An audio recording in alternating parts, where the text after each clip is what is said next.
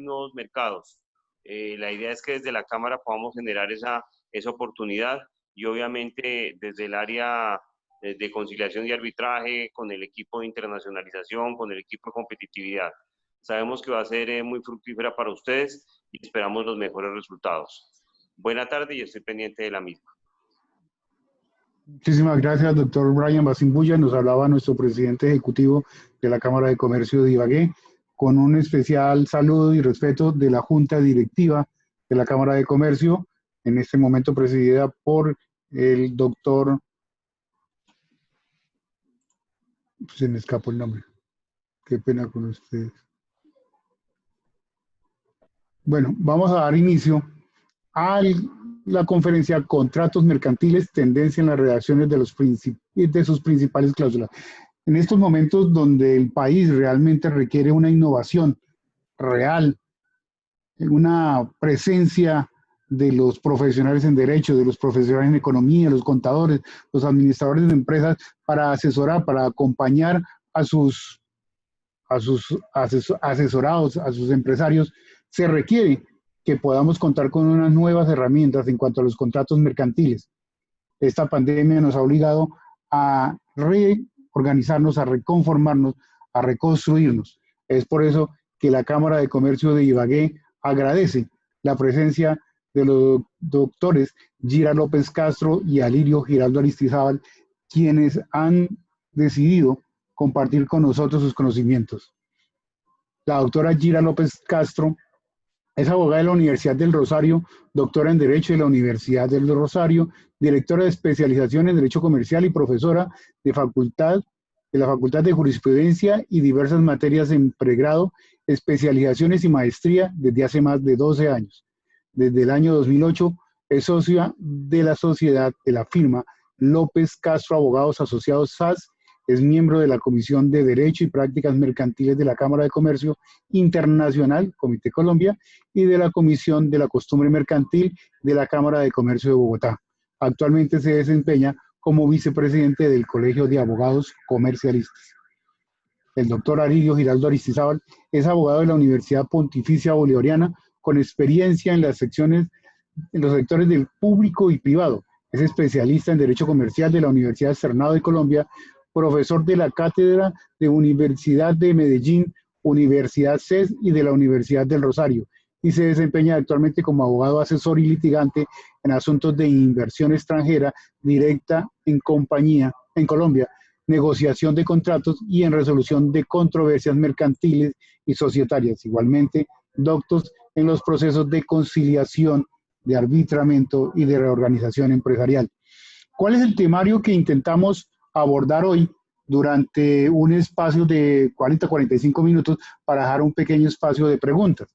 Es la revisión de contratos mercantiles y sus impactos en las principales cláusulas a raíz de la pandemia, la identificación de los antecedentes de los contratos y los principios que permean, como la autonomía, la solidaridad y la flexibilización, la identificación de las principales cláusulas y el contenido de sus obligaciones, la revisión de las obligaciones que están afectadas o se verán potencialmente en riesgo de incumplimiento, la revisión de los mecanismos de conciliación y transacción junto con sus reglas jurisprudenciales, las cláusulas de contingencia y reajuste del contrato con ejemplos prácticos y de redacción, las cláusulas exonerativas de responsabilidad, las cláusulas de terminación unilateral del contrato de forma causada e incausada. Esto, entre otras temáticas, las que vamos a utilizar y presentar. Un especial saludo del doctor Jairo Arias, nuestro presidente de la Junta Directiva de la Cámara de Comercio, quien nos ha patrocinado este espacio. Entonces, sin más preámbulos, los dejo en compañía de nuestros ilustres doctos invitados. Sigan ustedes, por favor. Perdón. Le estamos dejando una hoja de asistencia virtual para que, por favor, las personas se inscriban ahí. Rogamos, solicitamos para el mejor audio, la mejor presentación, escucha de esta conferencia, que mantengamos cerradas el video y audio para así poder hacer mejor entendible, más entendible y audible la conferencia. Muchísimas gracias. Siga usted, doctora Gira. Bueno, muy buenas tardes a todos. Están viendo ya la presentación, ¿verdad? Sí. Sí, súper. Bueno, entonces bienvenidos a este espacio en el que Alirio y yo analizaremos varios asuntos relacionados con la redacción de contratos mercantiles. Un infinito agradecimiento con la Cámara de Comercio de Ibagué y con el doctor Edilberto Garzón por organizar y permitir que en este momento, un viernes por la tarde, estemos aquí concentrados en estos asuntos importantes. Nuestro planteamiento durante estos minutos será el siguiente, sobre todo pensando en que cuando nos enfrentamos a un texto contractual que debemos interpretar para tomar decisiones en relación con su desarrollo, o cuando debemos construir un documento y el documento está en blanco y debemos convertirlo en un contrato, es importante llevar a cabo una metodología, un orden que nos permita identificar los asuntos más relevantes para tomar decisiones en el corto plazo.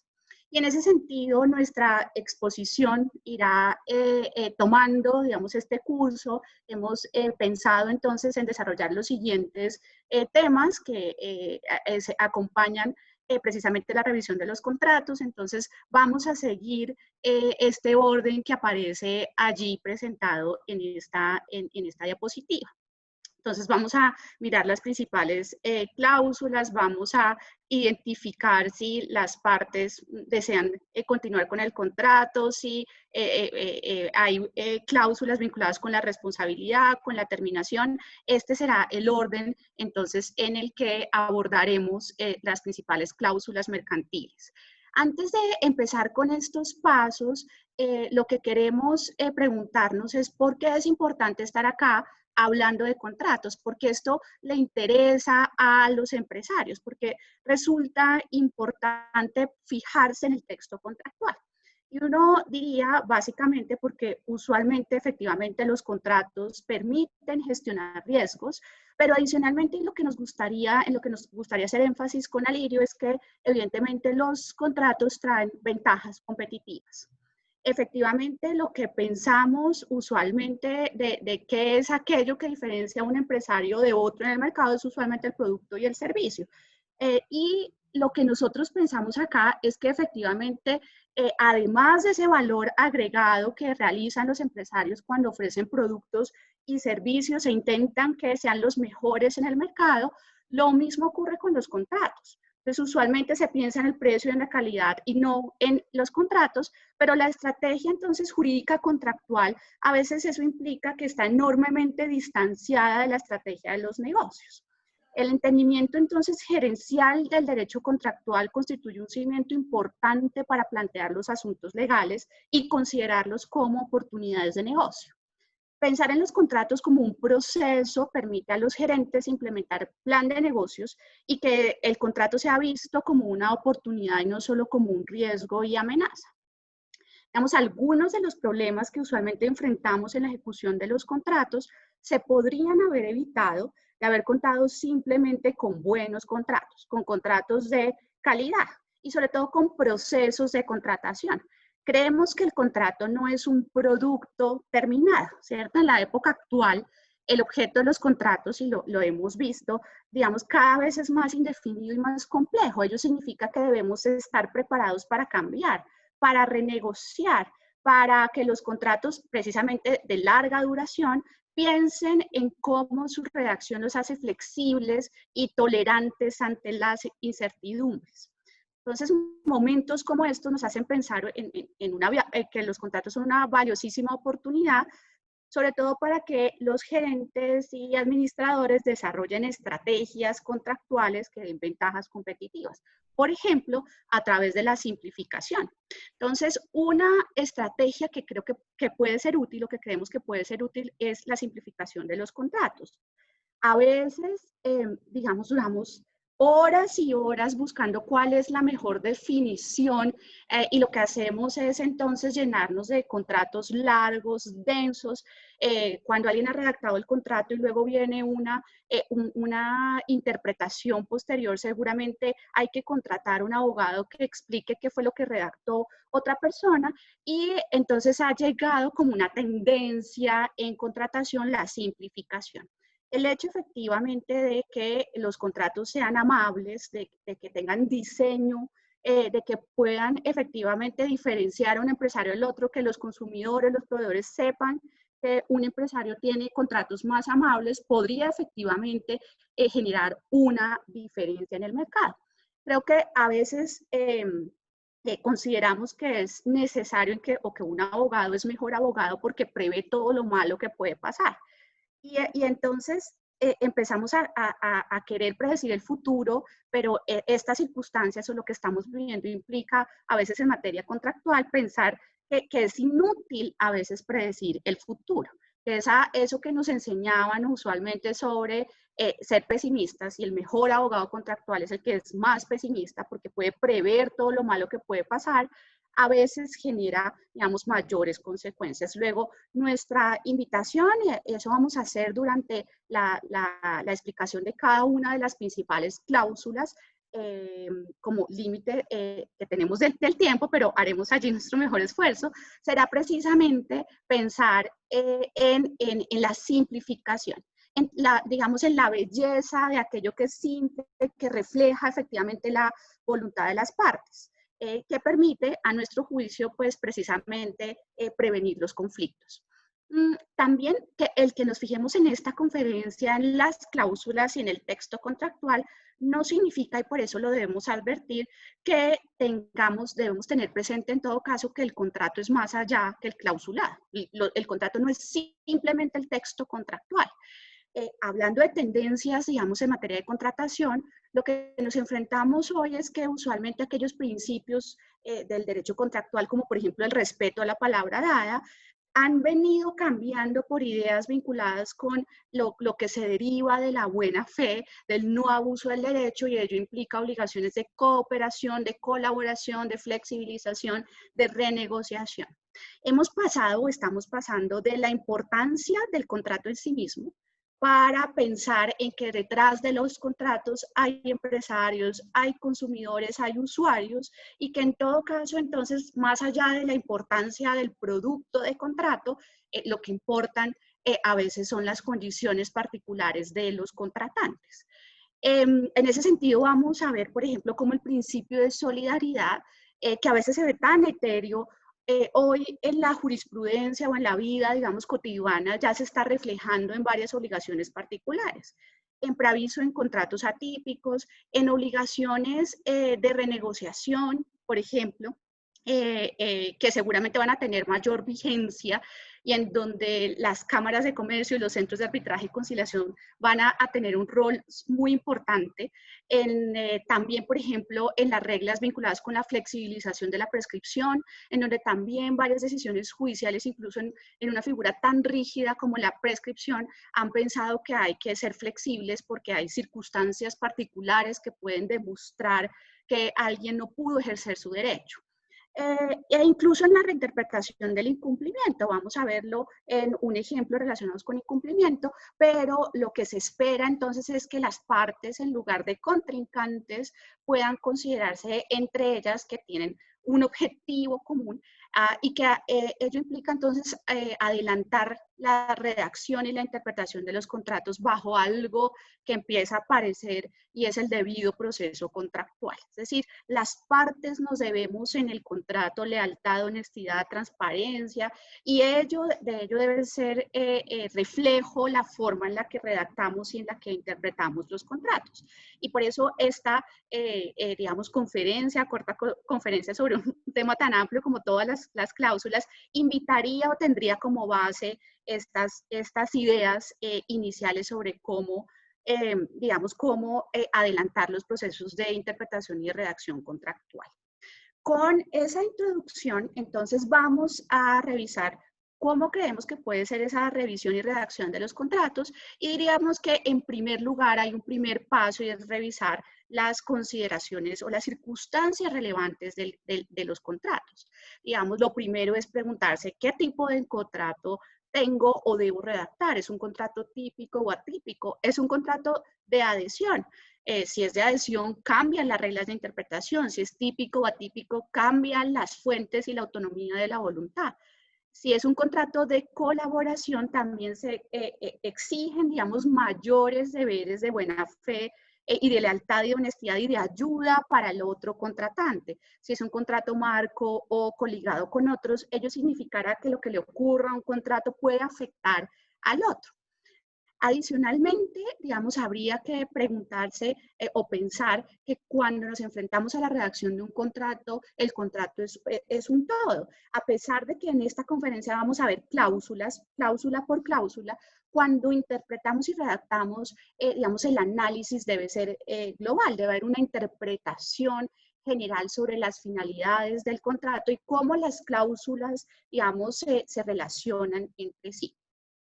Usualmente hacemos referencia a las cláusulas. La cláusula es una expresión, digamos, técnica que ha acogido la redacción de contratos, aunque no tiene una definición jurídica en alguna ley.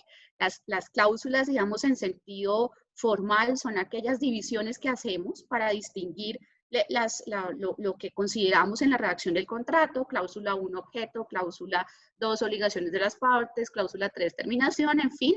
Pero las cláusulas en sentido material son supuestos de hecho. Entonces, habría dentro de la redacción de los contratos y la interpretación, usualmente pensar más en el sentido, digamos, material de las cláusulas, aunque las cláusulas en sentido formal nos ayudan a ordenar, digamos, el texto contractual.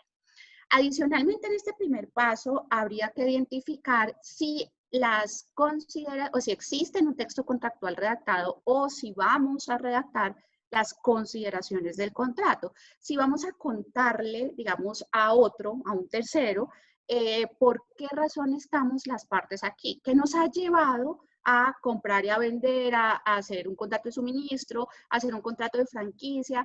Eso resulta importante porque efectivamente va a determinar, va a poder darle al intérprete luego cuáles son las herramientas de contexto sobre cómo las partes llegaron efectivamente a redactar unas cláusulas determinadas. Entonces, aunque aquí no vamos a referirnos a esa parte introductoria de los contratos, al propósito de las consideraciones, es importante tener en cuenta que cuando hacemos la revisión habrá que identificar si hay unos considerandos del contrato que permitan ponerle contexto a aquel texto que aparece allí. Adicionalmente, en este primer paso de identificación de qué es el contrato, de identificar las cláusulas en sentido formal y material, ver por qué las partes han llegado allí, hay que tener especial atención e identificar si hay cláusulas de interpretación. Si las mismas partes han dicho cómo debe interpretarse el contrato, si hay una cláusula que prevalece frente a la otra. Y acá habría que identificar si hay una parte que redacta el contrato y la pone para que la otra simplemente diga sí o no. Porque en este caso lo que significa que quien redacta el contrato tiene mayores cargas de transparencia, dado que si hay alguna cláusula que resulte ambigua, se va a interpretar en contra de quien la redactó por la regla de interpretación del artículo 1624 del Código Civil. Entonces, luego de este primer paso, seguiríamos con este examen, digamos, de las siguientes cláusulas, y allí le daré la palabra a Lidio, quien es experto en estos asuntos. Bueno, muchas gracias. Muy buenas tardes para todos. Para la Cámara de Comercio de Ibagué, muy complacido por la invitación, una ciudad que quiero tanto y hace parte de mi vida, y a todos ustedes los participantes hoy viernes por unirse con nosotros a conversar de estos temas tan apasionantes del mundo de los contratos y su impacto directo en los negocios. Al doctor Edilberto, a Joana y todo el equipo de la Cámara de Comercio que ha permitido este espacio para nosotros, y desde la Universidad del Rosario, siempre a su disposición, desde el escenario académico, generando ideas y propuestas para todo este nuevo escenario que nos ha ido llegando por sorpresa y nos ha puesto a cuestionarnos una cantidad de técnicas que dábamos por perfectas, que dábamos como por acabadas, y que últimamente ha sido la tendencia, compartiendo y complementando lo que decía Gira, a que hay que generar espacios de flexibilización, porque esta pandemia, si de alguna cosa nos hizo dar cuenta, es que teníamos una normatividad obsoleta en muchos temas y que no ofrecía y que no ofrece aún hoy, porque vamos a ver a lo largo de esta conferencia, que esa normatividad genera dificultades para lo que las partes quieren, que es acceder a la resolución del conflicto. Y también nos dimos cuenta que tal vez la forma de redactar los contratos nos generó muchas limitaciones, porque además nos dejó amarrados en unos clausulados de obligatorio cumplimiento, y cuando nos dimos cuenta de cómo querer solucionarnos, nos encontramos en un callejón sin salida, pues porque lamentablemente todo esto ha enfrentado retos, incluido el reto mayúsculo para la justicia. No obstante, las invitaciones, y de entrada lo digo, estamos en un escenario genial para volvernos y apalancarnos de los mecanismos alternativos de solución de controversias y de centros especializados como el que ofrece la Cámara de Comercio de Ibagué. Solamente quisiera complementar un puntico adicional del punto anterior, y es, en abril de este año, la Corte Suprema de Justicia nuevamente enfatizó acerca de las reglas jurisprudenciales y algunos mecanismos útiles para sobrellevar estas dificultades generadas por el COVID, y entre ellos, principalmente, hace alusión a la solidaridad y su aplicación en los contratos civiles, el principio de solidaridad, y a la autonomía de las partes, para que ellos mismos, que son quienes deciden disponer de sus derechos, las partes en esa negociación que realizan, porque la idea es ver el contrato como las partes, no como el fin último, sino las partes que puedan acoplarlo a todas sus necesidades. Entonces también trajo esas reglas jurisprudenciales tan importantes respecto de la autonomía, de la voluntad fundamentada en la buena fe, en la solidaridad contractual, y lo mismo acompañada de otros deberes secundarios de conducta, de otros deberes constitucionales que son aplicables a los contratos civiles y mercantiles. Entonces, en este segundo paso es muy importante definir cuáles son esas obligaciones que se van a ver afectadas o se verán potencialmente afectadas en un riesgo de incumplimiento. Y ese paso, esa pregunta, nos lleva a analizar en primer momento cuál fue las condiciones de modo, tiempo y lugar que dieron surgimiento a ese contrato. ¿Por qué? Porque no es lo mismo, como bien lo decía Gira, un contrato celebrado en unas condiciones antes de una pandemia, o en unas condiciones en las que la parte, una de las partes es la que redacta el contrato y se lo impone al otro, a un contrato que sea libremente negociado, a un contrato que sea discutido dentro de unas condiciones específicas, como aquellos contratos que se han podido venir dando desde abril hasta la fecha, con unas cláusulas especiales, porque el cumplimiento va a estar condicionado incluso a medidas públicas restrictivas o no de circulación, o incluso negociaciones que se ven comprometidos en sus términos de cumplimiento y demás. De alguna manera, entonces, aquí la importancia y el llamado siempre va a ser a que se analice cómo se va a llevar a cabo esa negociación de esas obligaciones, a que se revise cómo están compuestas las obligaciones, porque un contrato es también la agrupación de un gran contenido de obligaciones a las que las partes se comprometen, porque esa es la finalidad que se persigue con un contrato, y además también buscar de qué manera se han planteado y qué naturaleza tienen, porque esa misma naturaleza de esas obligaciones es la que nos va a dar también el rasgo interpretativo al que hay que acudir en caso de alguna dificultad. Así pues, en los tipos de obligaciones, solamente para hacer un repaso en esta medida, revisar si hay obligaciones principales o accesorias y cómo están comportándose cada una dentro del contenido del contrato. Revisar si este contrato que tenemos me genera unos efectos coligados frente a otros. Para nosotros hoy es innegable que hacemos parte de una serie de encadenamientos contractuales y que mi incumplimiento hoy puede perjudicar la ejecución de un negocio jurídico, de un negocio económico global. Esa teoría es una de las tendencias grandes que se ha venido presentando en materia de contratos, y es la coligación de los contratos. No más para traerles un ejemplo de esa figura y de ese comportamiento, muchos de acá ya lo habrán vivido, y celebran una promesa de compraventa con una constructora, ligado a esto va el crédito con el banco, y ligado al crédito con el banco va el tema del seguro de vida o el seguro de incendios o el seguro para el inmueble. Entonces, mire que son 3 contratos que en principio, y si atendiéramos a los conceptos y concepciones clásicas del contrato, podrían entenderse como relativos, pero si los miramos dentro de una operación económica encadenada, el uno va a depender del otro para la subsistencia y todos están generando un paquete, una relación económica global. De ahí la importancia de revisar ese factor y esa tendencia del coligamiento contractual.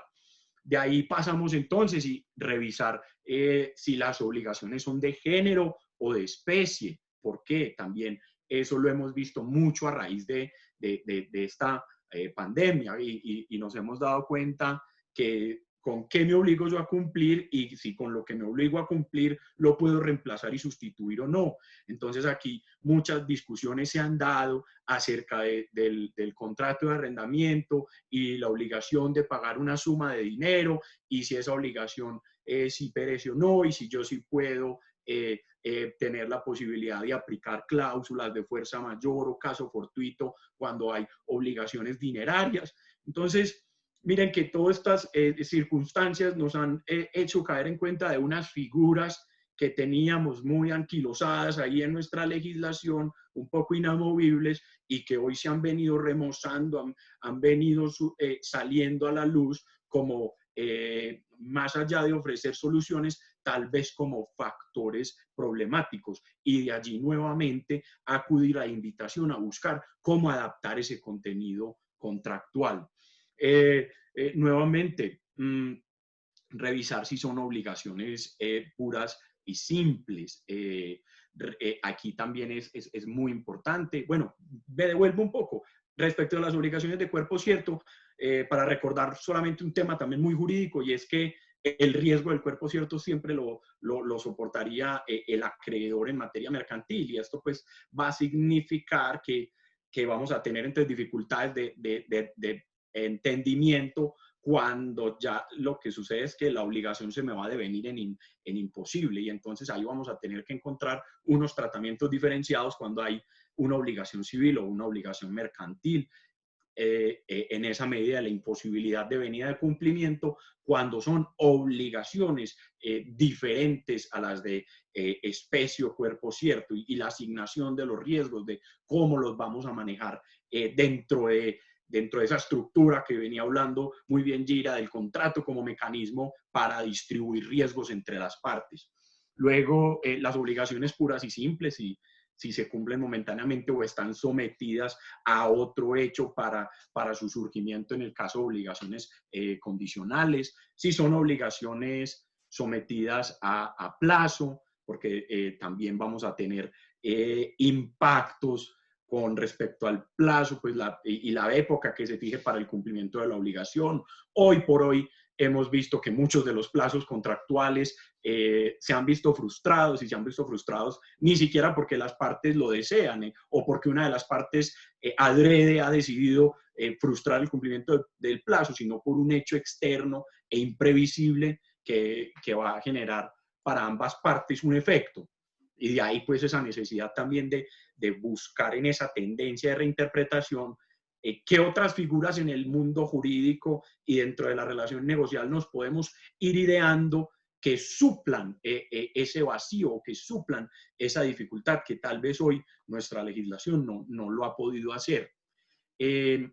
Simplemente continúo si son de sujeto simple o de sujeto plural, porque también pues aquí si cada parte está integrada por un solo sujeto o si una de las partes están conformadas por varias personas, y cuando están conformadas por varias personas, ¿qué naturaleza juegan los que componen ese grupo? Porque muchas veces vamos a tener, digámoslo así, grupos de personas que formarán consorcios o formarán relaciones de colaboración, y hay dentro de esos grupos de personas también alguien que prevalece, el que será el director, y otros que tienen una labor más asistencial.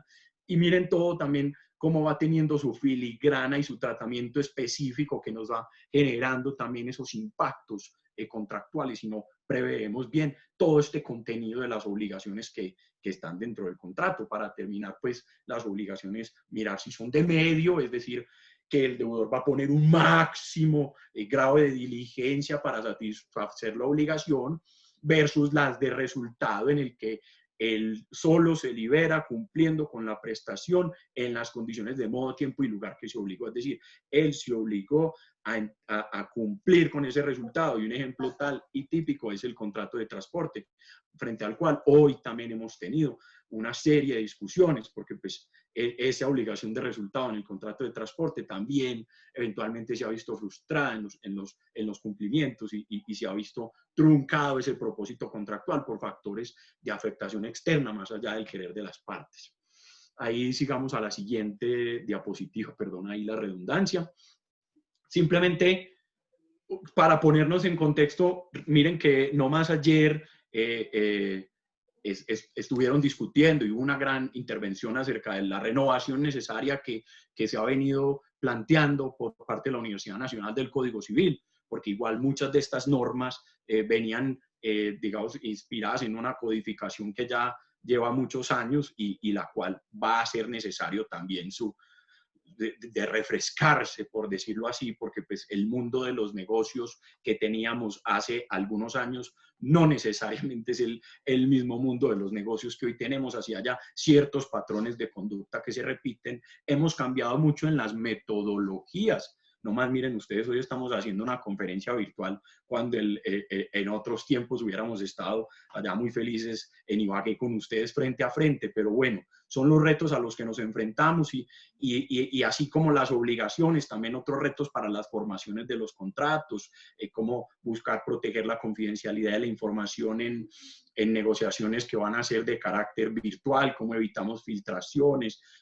también cómo evitamos que haya conflictos en la manifestación de voluntad para el surgimiento de estos contratos, y cómo esas tendencias nos van marcando el devenir de la forma en la que debemos entonces materializar hoy por hoy esos contenidos contractuales.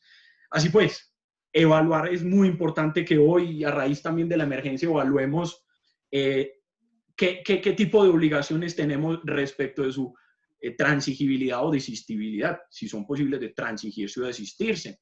Y aquí es muy importante porque eso nos conecta con la conciliación y la transacción. Nuevamente, hablando de ellos como dos mecanismos por excelencia llamados a tomar hoy por hoy protagonismo para resolver todas las controversias contractuales que se han venido originando a raíz de todas estas situaciones de emergencia económica.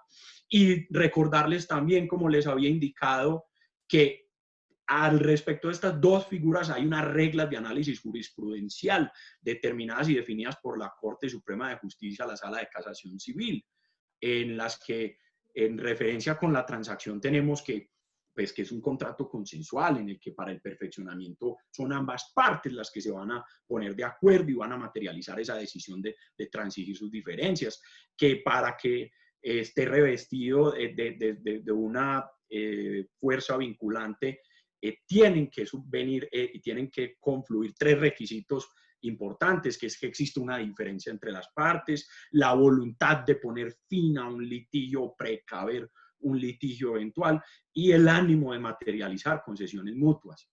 De igual manera, también hay otras reglas jurisprudenciales muy importantes, pero estos son pues principalmente esos elementos característicos que a los efectos de esta conferencia quisiéramos que siempre estén ahí. Y por otro lado, también las reglas referentes al tema de la conciliación, y entender que debe celebrarse ante el funcionario competente, haciendo un cumplimiento de los requisitos que debe darse, y ahí muy importante acudir a centros de conciliación autorizados, como es el de la Cámara de Comercio de Ibagué, que tienen tan buena preparación para estos efectos, revisar que el acta de conciliación quede bien ordenada y que esta revista su naturaleza ejecutiva, y también esos efectos de título complejo que genera, que además obviamente, como hemos dicho, que verse sobre obligaciones transigibles y desistibles, pues que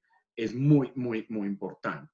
Y lo mismo, entender que La conciliación también va a implicar una puesta en marcha de unas fórmulas de arreglo, que son fórmulas de arreglo que se acoplan por las partes, no que le entregamos la decisión a un tercero para que nos la resuelva, en donde en el escenario más triste puede que la decisión que tome el tercero sea la que ninguna de las dos partes quiere.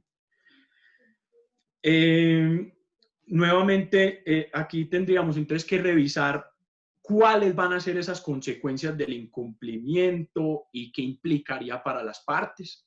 No se puede dejar de lado que el contrato, como lo hemos venido hablando, es un compromiso para obtener el cumplimiento de la otra parte a lo que se comprometió conmigo, el cumplimiento efectivo y eficiente de lo obligado, porque yo necesito que a mí me cumplan y de alguna manera me paguen en las condiciones de modo, tiempo y lugar acordadas.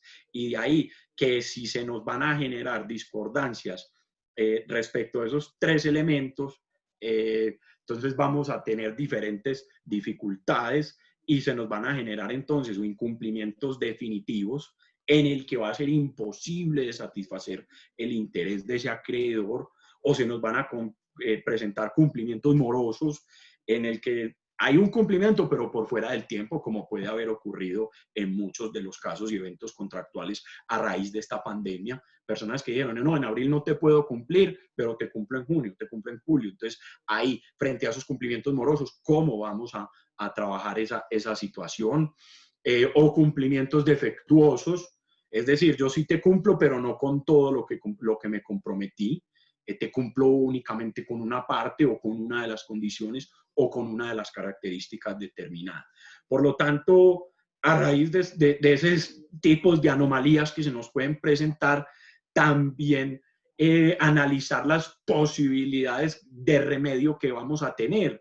Entonces, si pudiéramos tener una posibilidad de remedio en el que el acreedor acepte rebajar parte proporcionalmente de la penalidad eventualmente a la que se vería sometido el quien incumple, o cómo lograr una ejecución forzada de la obligación sustancial, pero con una indemnización de perjuicios tal vez acoplada de forma eficiente, entregándole los riesgos a quien en verdad está en capacidad de asumirlos, porque el contrato tampoco puede aplicarse o pensarse, y esa es la invitación en la tendencia, a aplicárselo a rajatabla a mi deudor sin tener en consideración sus condiciones, y si yo a raíz de ese contrato estoy poniendo en riesgo el aparato productivo, porque aquí más allá de hacer valer y decir quién tiene la razón, tenemos es que ver cómo hacemos que subsista el aparato económico productivo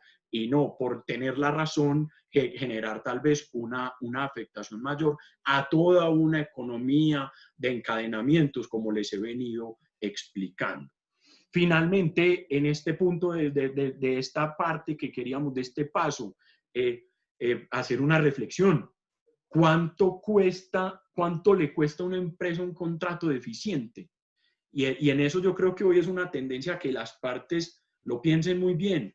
Y como decía Gira, no ser el abogado terrorista que me voy a imaginar el peor escenario y en el que voy a prever en un contrato de 150 hojas todos los eventos, posibles riesgos, porque nos hemos dado cuenta y los mismos hechos nos han demostrado que es imposible prever todas las circunstancias que pudieran suceder. Entonces aquí es más bien pensar cómo hacer un contrato en el que lo redactemos y lo celebremos de tal manera que siempre busquemos mejorar la vida de los contratantes, que siempre busquemos cómo disminuir costos de transacción. Los problemas de interpretación van a generar costos de transacción, acceso a la justicia, pago de abogados, pago de gastos de instalación en caso de que tuviéramos que gestionar conflictos y controversias, costos de oportunidad, porque ¿cuánto me puede costar a mí una medida cautelar sobre un inmueble que yo eventualmente pudiera utilizar para vender, liquidar y salir y cumplir de alguna manera con otros compromisos contractuales? Y lo último, ¿cuánto perderíamos eventualmente a raíz del pago de una indemnización o demás? Pasemos a la siguiente diapositiva, por favor. Entonces, en ese tercer paso que proponemos como este camino que recorremos paso a paso para llegar a unas adecuaciones y a unos buenos remodelamientos contractuales, por decir así, en primer lugar es revisar, perdón, antes de pasar al primer lugar, es revisar si las partes desean mantener vigente el contrato y atender a ese querer, a esa voluntad de las partes de hacer subsistir la relación a pesar de las dificultades que existan. En primer lugar, entonces, revisar las cláusulas de notificaciones de los eventos que afectan el contrato. Muchas veces, muchas de las controversias se pueden prever con una previa y adecuada notificación de los inconvenientes, no esperando cuando esté hasta aquí con el agua hasta el cuello para decirle al otro, estoy jodido. No, es buscar cómo hacer ese procedimiento de notificaciones de forma acorde, reforzando la confianza e interés de las partes para siempre pensar en el impacto menor a la persona con quien yo estoy negociando y buscando así cómo asegurar el cumplimiento óptimo de los contratos, que el cumplimiento óptimo de los contratos se va a presentar cuando mutuamente las partes generan beneficios y generan excedentes, porque la idea de toda economía es generar excedentes para ser reinvertidos.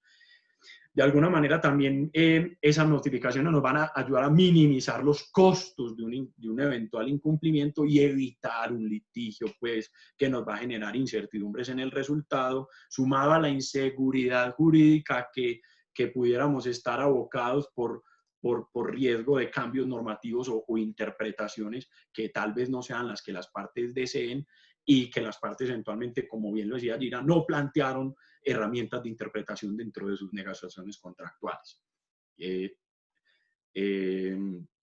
Entonces ahí también el tema de la fuerza mayor, no quisiéramos ahondar en ese tema, en ese mecanismo de la fuerza mayor, pues de alguna manera eso ya ha venido siendo ampliamente debatido en otras conferencias y al inicio pues de todos los debates jurídicos aquí en Colombia y ya lo hemos visto pues.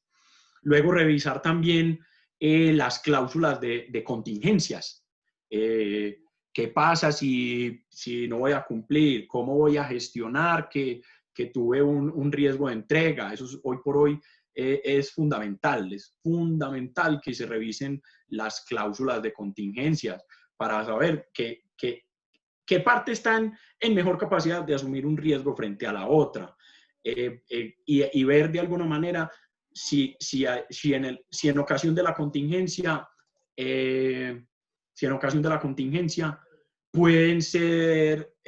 se puede acceder a ciertos tipos de soluciones o modificaciones del contenido obligacional, como lo venimos planteando. Y aquí, para nuestro público que sea abogado, es nuevamente recordar, estamos dentro del marco de la autonomía privada. Y aquí, pues, si quisiéramos ver, hombre, cómo pasar todo esto al papel, cómo entregar estas cláusulas y estas figuras para poder mantener vigente el contrato, recordar que tenemos la posibilidad de crear otro CIS para que creemos un nuevo contenido contractual o que podemos hacer una adición al contrato agregándole unas cláusulas que tal vez al inicio no habíamos previsto, o podríamos celebrar una transacción total o parcial frente al contrato, parcial frente a solo unas cláusulas, total frente a todo el contrato, o podríamos hacer un acuerdo nuevo e íntegro que reemplace el contrato que ya habíamos celebrado. Todas esas posibilidades están permitidas dentro del principio de la autonomía privada, y este último evento, pues, de crear un nuevo acuerdo total e íntegro, no va a ser nada más que el fenómeno jurídico de la novación, cambiar unas obligaciones por otras. Así pues, nuevamente es como buscar blindar con esas modificaciones, como buscar blindar la relación contractual de una terminación prematura que puede tener muchas aristas y muchas dificultades que ya Giran nos la va a explicar más adelante en esos asuntos de cláusulas de terminaciones contractuales.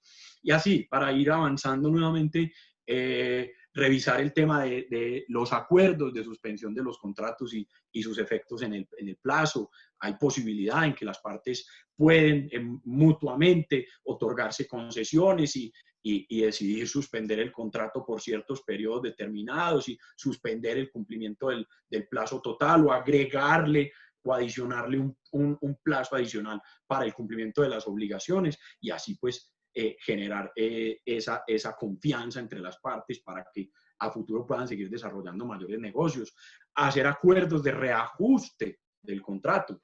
Y en esto también traigo ahí el asterisco de la imprevisión y la excesiva onerosidad, que también ha sido ya materia de exhaustivo debate en otras conferencias pues, y en otros escenarios que hoy quisiéramos plantear es más hacia las tendencias que enfocarnos hacia lo que hoy existe, que desafortunadamente, como lo hemos visto, no nos ofrece mayores posibilidades o a veces nos deja ahí como estancados a la hora de ofrecer las posibilidades.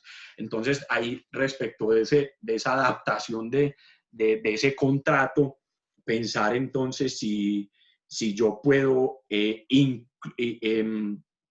incluir dentro del contenido obligacional que podamos acudir a normas de carácter, dentro del contenido del contrato, perdón, que podamos acudir a normas de carácter internacional, como por ejemplo los principios UNIDROIT, en donde claramente está la posibilidad de adaptar el contrato.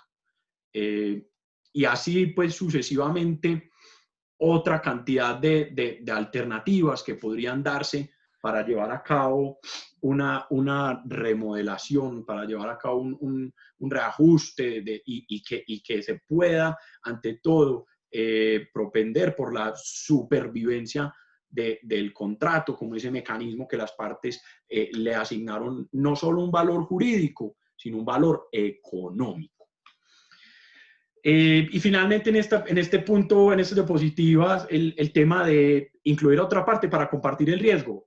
Hay veces que los contratos se podrían entender muy cerrados, como son los que son y listo, y si este no cumple, no tiene ninguna posibilidad sino declararse en incumplimiento y esperar las consecuencias del incumplimiento. No, que las partes también prevean que la autonomía y la flexibilización y la solidaridad contractual permite incluir a un tercero para que cumpla con las condiciones especiales que el deudor inicial tal vez no puede cumplir.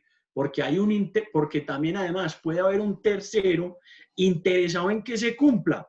Porque ¿qué pasaría? Que yo tal vez detrás de la cortina dependo de que él cumpla para que mi negocio también esté. No sé, se me ocurre aquí en contratos cuando hay subcontratistas.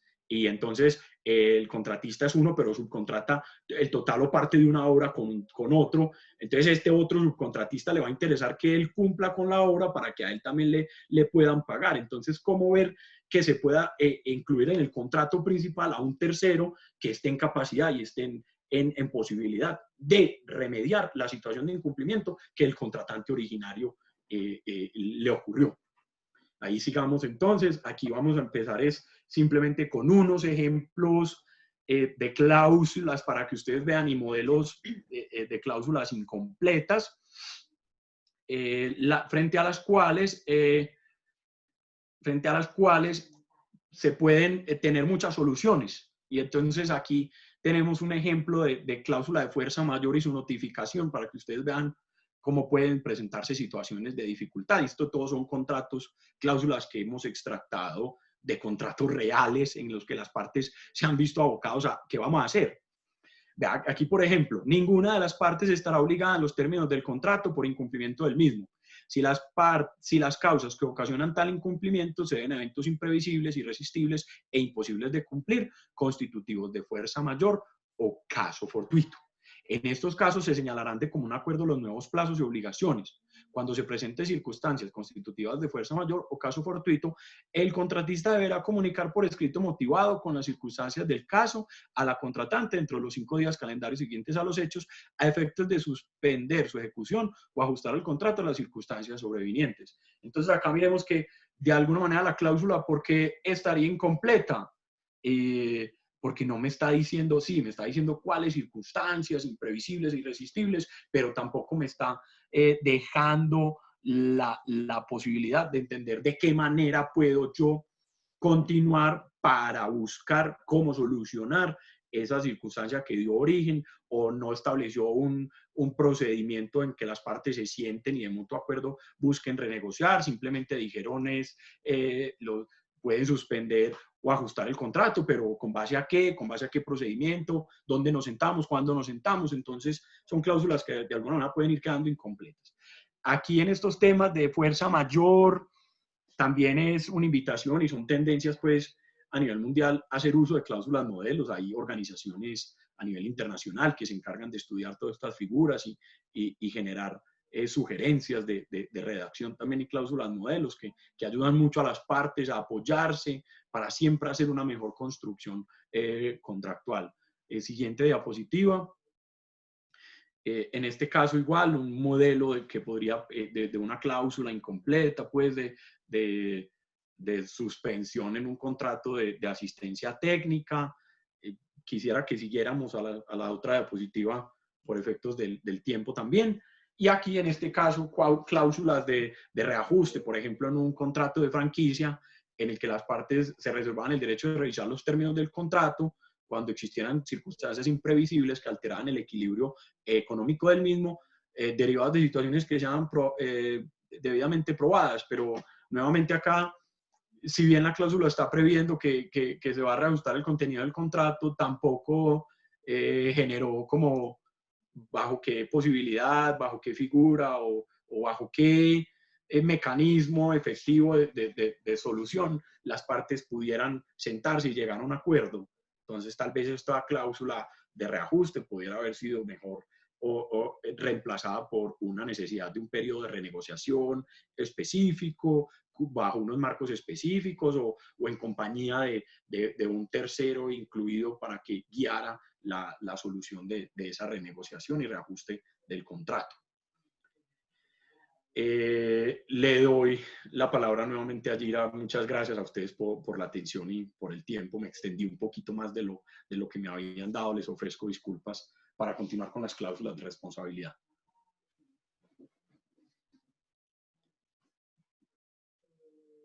Ya, casi no encuentro el micrófono. Bueno, súper. Listo. Entonces, recuerden que inicialmente entonces lo que hicimos fue identificar que el contrato puede ser un producto que permita diferenciar a los comerciantes en el mercado, es decir, que hay que fijar los ojos en el contrato y que contratos de calidad pueden determinar precisamente que alguien prefiera contratar con una empresa y no con otra por la sencillez de los contratos, por la claridad, por la presentación incluso visual de estos. Entonces, hemos visto varios ejemplos de cláusulas en las que hay que fijar la atención, y en esta última parte voy a hablar de dos tipos de cláusulas que son que han especialmente cambiado, digamos, últimamente, digamos, que hacen parte de las tendencias de redacción contractual que más han cambiado. Una de ellas son las cláusulas restrictivas de la responsabilidad. ¿Por qué hay que fijar la atención en estas cláusulas? Porque indudablemente el ámbito resarcitorio se ha extendido.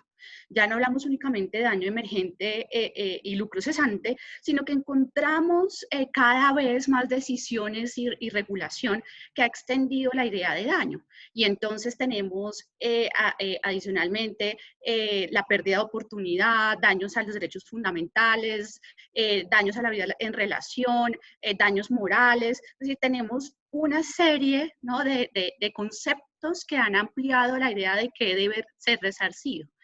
Adicionalmente, los eximentes de responsabilidad en algunos casos se han reducido. Piensen ustedes en los eximentes de responsabilidad en relaciones de consumo.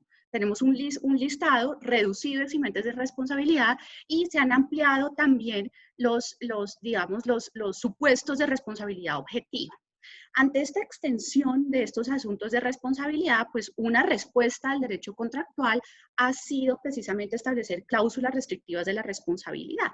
Y uno lo que primero tendría que decir de estas cláusulas restrictivas o de irresponsabilidad es que están permitidas. Existe entonces la libertad de distribuir riesgos. Precisamente a través de estas cláusulas, lo que hacemos en últimas es distribuir riesgos, que es una función contractual. Entonces, dado que hay una expansión del ámbito resarcitorio, una respuesta sería precisamente en el contrato, a través de estas cláusulas, dividir el riesgo, distribuir los riesgos a través de cláusulas que o bien, digamos, sean exonerativas de responsabilidad o bien sean limitativas de responsabilidad. Ahora, que las cláusulas puedan pactarse no significa que puedan pactarse de cualquier manera. Por eso la redacción es tan importante, porque finalmente una buena redacción de cláusulas implicará que efectivamente estas puedan ser válidas con mayor facilidad. Tenemos entonces la posibilidad de incluir cláusulas limitativas y cláusulas que eliminen la responsabilidad. Esta ha sido una división que usualmente se ha hecho más en la doctrina, porque en realidad en la regulación solamente hay algunas normas que diferencian entre exoneración y limitación de responsabilidad. Piensen ustedes en el contrato de transporte. En el contrato de transporte están permitidas, o mejor, están prohibidas las cláusulas exonerativas, pero no las limitativas. El Código de Comercio distingue entre exoneración y limitación y prohíbe en materia de transporte exonerar de responsabilidad, es decir, eliminar, digamos, alguna obligación esencial de una de las partes, pero no prohíbe las limitativas. Y la ley 1480, el Estatuto del Consumidor, cuando se refiere a este tipo de responsabilidad, previó que están prohibidas las cláusulas limitativas de responsabilidad y usó esa expresión. No se refirió a las exonerativas, pero pues una interpretación coherente con la protección al Estatuto del Consumidor diría, pues dado que están prohibidas las limitativas, pues no podríamos incluir exonerativas, que además son sancionadas con ineficacia. Entonces, las cláusulas de irresponsabilidad permiten repartir los riesgos. Están permitidas siempre y cuando se cumplan ciertos requisitos. Para mirar cuándo, digamos, cuándo puedo redactar una cláusula limitativa o exonerativa de responsabilidad que no se afecte de invalidez, tendría que hacerme varias preguntas. Una primera pregunta es si lo que estoy redactando en la cláusula de exoneración es una obligación esencial. Porque si es una obligación esencial, tendrá entonces mayores riesgos de invalidez. Entonces, por ejemplo, ya vamos a ver varios ejemplos, pero en un contrato de depósito, la obligación esencial es custodiar, por ejemplo, un vehículo. Pero hay unas obligaciones accesorias que podrían no estar dentro de dentro de la responsabilidad de la cual se ocupó aquel que está custodiando el vehículo, y es, por ejemplo, las cosas que se dejen dentro del vehículo. En ese sentido, si alguien se exonera de obligación que no es esencial, como aquello que está dentro del vehículo que no es reportado a quien custodia el vehículo, pues la exoneración de responsabilidad resultaría válida, dado que no es una obligación esencial. Piensen ustedes también en cuando rentamos un vehículo o rentamos un vehículo. Usualmente hay una obligación de la que se exonera la empresa que arrienda el vehículo, y es, por ejemplo, que el arrendatario es el que debe pagar la gasolina y debe devolver el vehículo tanqueado. Esa, como no se trata de una obligación esencial, digamos, a través del contrato de arrendamiento de vehículo, el tema de la gasolina no es una obligación esencial. El hecho de excluirse de responsabilidad por la gasolina, por ejemplo, sería una cláusula que resultaría válida porque no es una obligación esencial. Ya miramos más ejemplos.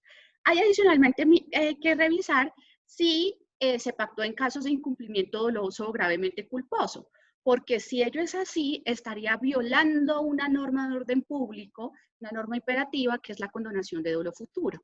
Es decir, no podríamos en un contrato señalar que si una parte incumple, digamos, gravemente o dolosamente, no va a responder de su incumplimiento, porque en este caso ese pacto sería nulo absoluto. También hay que revisar si efectivamente esa limitación de responsabilidad o esa exoneración de responsabilidad es o se trata de una cláusula abusiva. ¿Cómo determinamos esto? Es si una parte es la que ha predispuesto esa cláusula y si esa exoneración o limitación no tiene una justificación por el negocio mismo. Ya vamos a ver un ejemplo que pueda dar cuenta de esto. Pero entonces habrá que determinar si quien redacta la cláusula se la impone al otro, si se exonera, quien redacta la cláusula se está exonerando del mismo y si eso no tiene alguna justificación por el negocio mismo. Aquí habríamos una pregunta importante, sería indicar cuál es la razón por la cual alguien diría que no responde por determinada obligación. Miremos los ejemplos porque tal vez puede ser más claro así. Miren esta cláusula. Entonces, en un contrato de leasing financiero, en esta cláusula lo que se señala es que la arrendadora, la sociedad que presta el servicio financiero, no asume ninguna responsabilidad por la idoneidad del equipo arrendado, ni por sus condiciones de funcionamiento, ni sus cualidades técnicas, ni por el cumplimiento de los requisitos. Aquí se está exonerando de todas las obligaciones dadas por la calidad del bien, digamos, de vicios ocultos, digamos, en una exoneración en general sobre el funcionamiento del bien. Y sin duda es una cláusula de exoneración. Miren la redacción. La arrendadora no responde no tiene ninguna responsabilidad sobre ese asunto en particular. Pero en este caso, uno lo que tendría que preguntarse ¿es una obligación esencial del contrato de leasing financiero? Y la respuesta seguramente será no. No es una obligación esencial del contrato de leasing financiero que la sociedad de leasing responda por la calidad. Sus obligaciones esenciales están dadas por la financiación y por mantener la tenencia. Adicionalmente, otra pregunta que les planteaba allí es, ¿podría tener esto justificación? Y seguramente, mirando el contrato en particular, la justificación, por lo menos que se encuentra en este caso, que es una sentencia, digamos que analizó en particular esto, es aquí hay justificación porque es que la arrendadora no escoge el bien. Quien escoge el bien, o por lo menos en este caso, es el arrendatario. Si él fue el que le dijo efectivamente a la sociedad de leasing que comprara determinado bien, ¿por qué la sociedad de leasing tendría que responder por la calidad del bien? Y entonces, en este sentido, esta cláusula de exoneración, por no tratarse de una obligación esencial, sino más bien por determinar cuál es el objeto del contrato, sería válida. En este caso, aquí esta cláusula puede ayudar más bien a determinar cuáles son las obligaciones de la arrendadora y lo que está diciendo es, en últimas, mis obligaciones están dadas por un contrato financiero y no por un contrato de compraventa, por ejemplo, o de arrendamiento. Esta es una cláusula usual, por ejemplo, y de señalar que esto es un ejemplo de un contrato de distribución.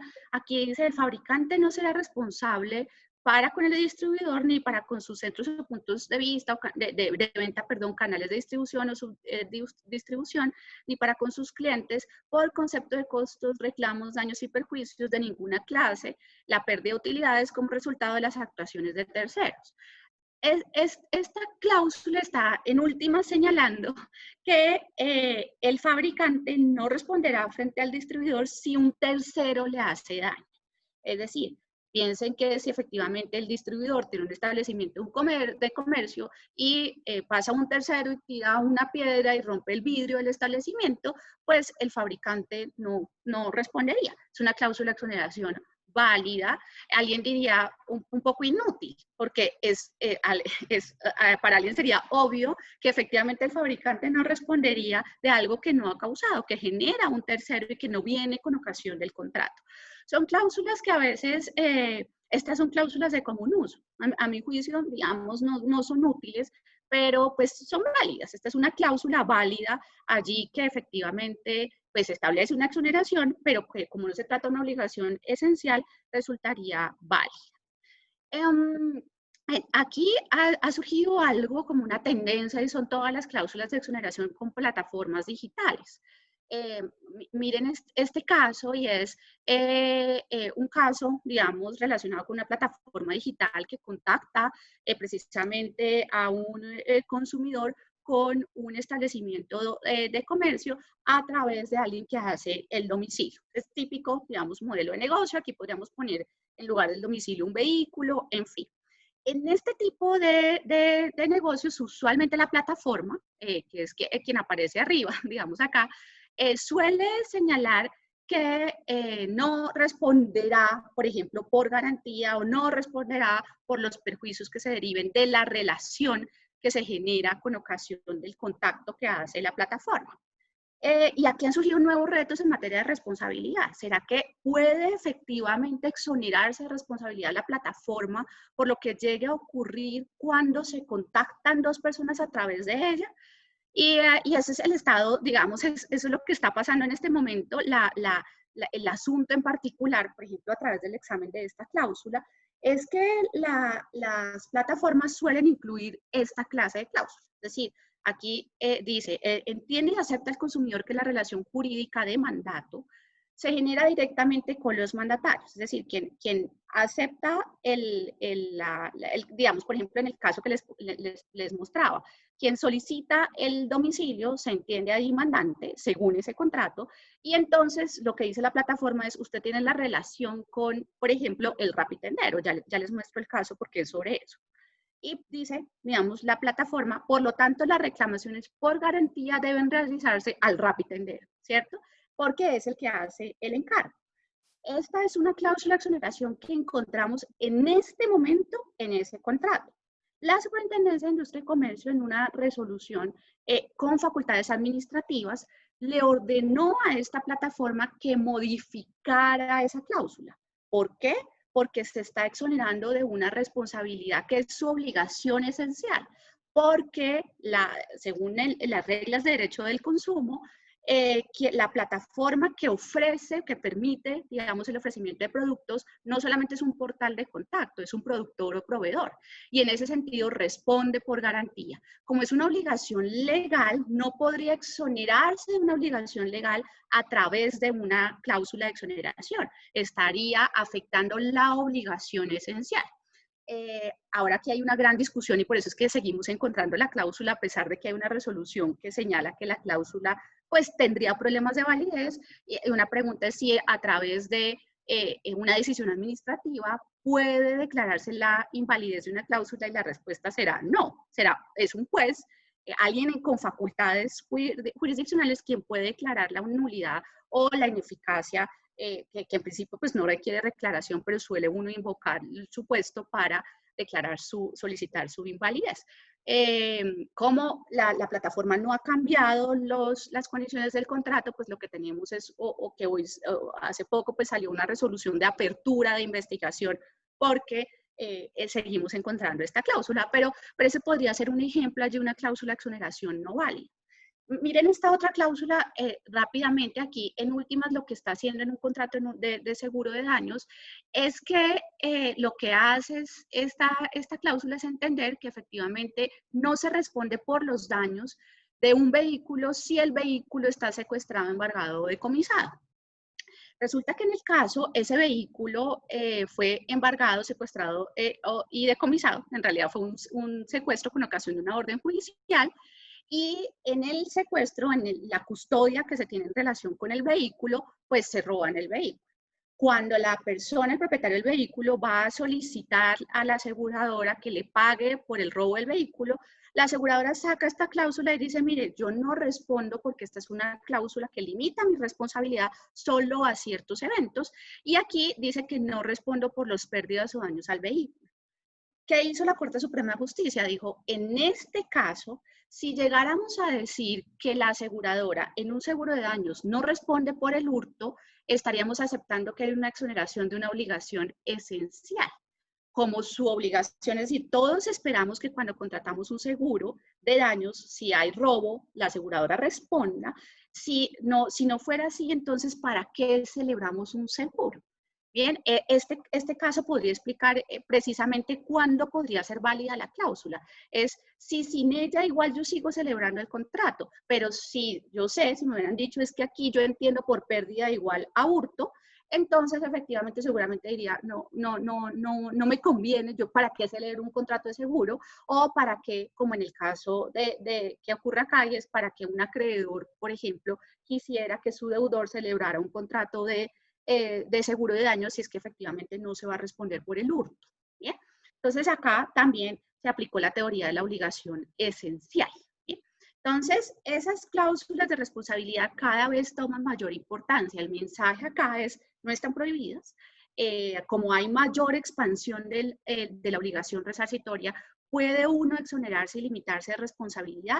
Habrá que ver si no es una obligación esencial, si no estoy vulnerando una norma imperativa, por tanto, resultaría en principio válida si además puedo justificar por qué alguien tendría una obligación y se la traslada al otro.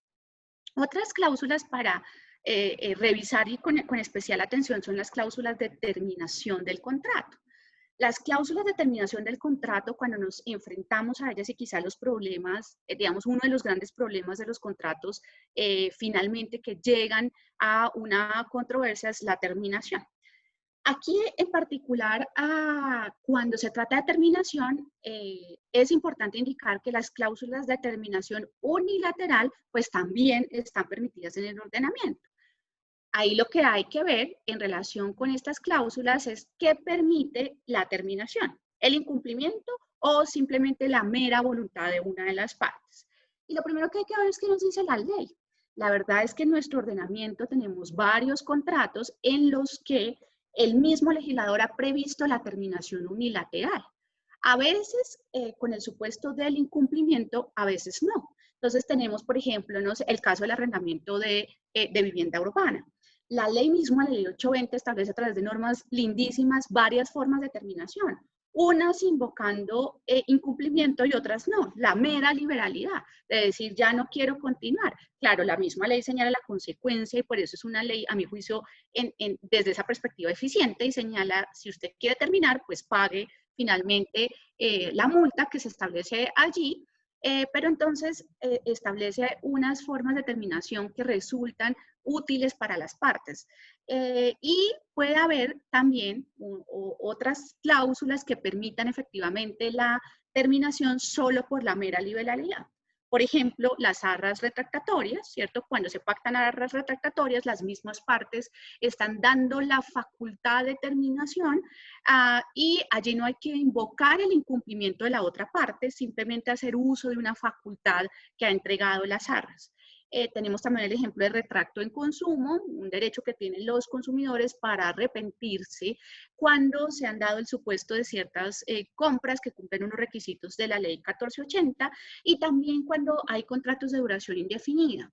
En los contratos de duración indefinida, pues alguien debe terminar. No hay relaciones eternas, no hay relaciones contractuales eternas y por eso es posible la terminación.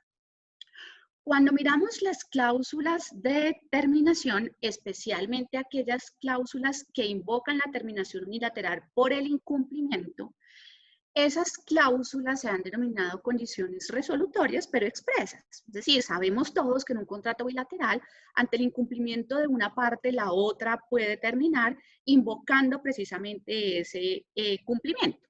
Puede terminar o pedir el cumplimiento en ambos casos con indemnización de perjuicios. Pero las cláusulas pueden especialmente establecer la posibilidad de terminación unilateral con un objetivo y es no ir ante el juez. ¿Para qué dejamos la condición resolutoria tácita si es que las partes mismas podemos hacer uso de la terminación para que el juez luego solamente revise si el contrato estuvo bien o no terminado? Si no pactamos esa cláusula resolutoria expresa, tendremos que esperar en un contrato de ejecución sucesiva que el juez resuelva sobre la terminación, mientras que esta cláusula tiene una finalidad, digamos, útil muy importante. Igual, cuando la redactamos hay que tener especial cuidado porque es redactada, en todo caso, solamente la parte cumplida o presta a cumplir es quien puede invocarla. Es decir, tiene las mismas reglas de la condición resolutoria tácita. Su ejercicio siempre supone un incumplimiento cierto, ostensible, evidente, y esto es importante. No cualquier incumplimiento da lugar a la facultad o la posibilidad de invocar de manera válida la condición resolutoria expresa. Adicionalmente, además del incumplimiento, la jurisprudencia ha exigido que aquel acreedor cumplido que invoca la terminación unilateral por el incumplimiento de la otra parte debe notificar al deudor. Y no solo debe notificarlo, debe darle un plazo para que acomode o ajuste su comportamiento. Esta es una regla derivada de la solidaridad. Y es, aquí nadie puede hacer uso simplemente, digamos, de la terminación y de la facultad de terminación unilateral si antes no le ha dado una oportunidad a la otra parte. Esto hace parte del debido proceso contractual que surge del solidarismo, de la flexibilidad, de la buena fe que nos es exigible en los contratos. Y por supuesto, en todo caso, el hecho de que una parte termine el contrato invocando una condición resolutoria expresa no significa que luego la otra no pueda ir ante el juez. Todas esas cláusulas que señalan que las partes aceptan que con la terminación no se van a generar perjuicios y no se irá ante el juez, pues son cláusulas inválidas porque violan la Constitución, violan el acceso a la justicia. En materia digamos, de terminación, miremos cómo esto que acabamos de ver puede ser visto en las cláusulas. Miren esta cláusula es de un contrato de terminación, perdón, de un contrato de franquicia, en las que se incluyó una condición resolutoria expresa. Entonces, lo que dice es, esta es una cláusula que permite a las partes, especialmente en este caso al franquiciante, a terminar unilateralmente el contrato si el franquiciado deja de pagar 3 o más instalamientos consecutivos. En principio, digamos, la cláusula estaría bien porque efectivamente señala cuáles son los supuestos y esto es muy importante. Uno no puede dejar de manera general cláusulas que digan que una parte terminará el contrato si la otra incumple. Hay que determinar qué entendemos por incumplimiento y cuál será ese incumplimiento que además tenga la naturaleza de grave. Y en este laudo, por ejemplo, se consideró incluso que estando la cláusula bien redactada, el franquiciante había abusado de su derecho de terminación porque había hecho uso de la cláusula, apenas tuvieron unos inconvenientes iniciando esta franquicia de Panaca. Entonces, este laudo, digamos, es interesante porque enseña en todo caso que las cláusulas de terminación unilateral deben ser empleadas siempre pensando en que lo mejor será la conservación del contrato. Esperar porque la otra parte no cumplió. ¿Sí? Si tenemos un contrato como en el caso del laudo, en el que la vigencia del contrato era de 30 años, ¿por qué terminar el contrato en el primer año solamente porque hay unos problemas iniciales para conseguir, por ejemplo, la suficiente clientela? Entonces, allí hay que tener cuidado efectivamente sobre cómo pueden ser invocadas las cláusulas, cuáles son efectivamente las mejores formas de invocación de las cláusulas, porque no solamente es invocarlas, recuerden, hay que notificar y dar un plazo para que la otra parte explique por qué ha incumplido. Esta es otra forma de terminación y es efectivamente los contratos pueden terminar simplemente con la llegada del plazo. Aquí yo traigo esta cláusula en particular porque es una cláusula de arrendamiento de local comercial que se termina antes de los 2 años.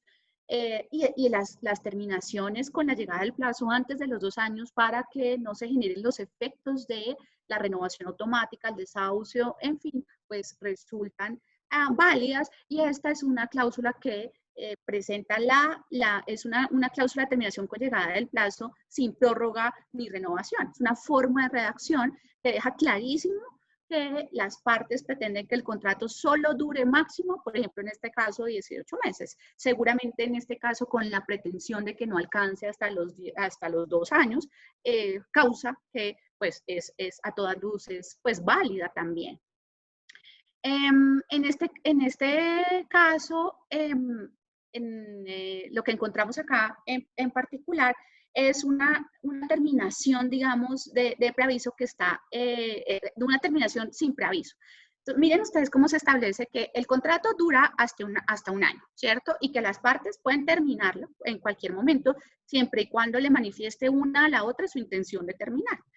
Pero para que sea válida, según lo que hemos visto, haría falta un preaviso, una notificación. Miren cómo acá tampoco el asunto no es especialmente de incumplimiento. Acá lo que las partes han previsto es que esta es una terminación incausada y que solamente se termina con la llegada del plazo. Acá la Corte Suprema de Justicia, analizando esta cláusula, lo que encontró en particular, se me devuelvo, en esta cláusula en particular, es que esta cláusula era inválida porque violaba la buena fe en tanto no establecía preaviso. Lo que pasó en esta sentencia es que en un contrato de distribución, Marlboro, digamos, le termina la cláusula a le termina el contrato a uno de sus distribuidores y la avisa el día antes del vencimiento del plazo, pero llevaban varios años renovando. Y para la Corte, en contratos de larga duración, en contratos de distribución, que son contratos de colaboración, esta cláusula entonces adolece del preaviso. Hay que preavisar, incluso si hay un término de duración, porque se trata de un contrato de colaboración. Aquí, por ejemplo, en el mismo contrato se encontraba que otra cláusula en donde sí había preaviso para terminación durante la vigencia del contrato, y esta cláusula resulta válida. 90 días durante la vigencia del contrato. La anterior era la terminación del contrato sin preaviso. Acá miren este otro ejemplo, ya casi termino porque creo que estamos pasados, pero bueno, acá miren este otro ejemplo, y es una terminación incausada con preaviso. En este laudo arbitral, que es un laudo arbitral de Autonal contra Sofasa, cuando se va a mirar la causal de terminación, bueno, tenían varias formas de terminación, unas causadas, otras incausadas. Se encontró que esta es una cláusula de terminación en donde en cualquier momento durante la vigencia del plazo, una parte podría terminarle a la otra sin necesidad de decir que la otra había incumplido. Cuando el tribunal arbitral miró esta cláusula, dijo, bueno, esta cláusula es válida, demuestra que las partes en todo caso podrían terminar unilateralmente sin necesidad de invocar el incumplimiento, pero resulta válida porque hay un preaviso suficiente, 6 meses. Con 6 meses de anticipación, las partes vieron que alguna quisiera terminar esa relación contractual, y las mismas partes establecieron, porque esta cláusula fue negociada, que en ese caso no había necesidad de invocar el incumplimiento de la otra parte. Era suficiente con que se hiciera con anticipación, y aquí el laudo arbitral encontró que la cláusula era válida. Aquí, por último, miren esta cláusula, que es una cláusula que aparece en un contrato examinado por la Corte Constitucional, en la que es un contrato de representación en donde se establecen facultades diferentes en la terminación. Ese es un típico ejemplo de cláusula abusiva.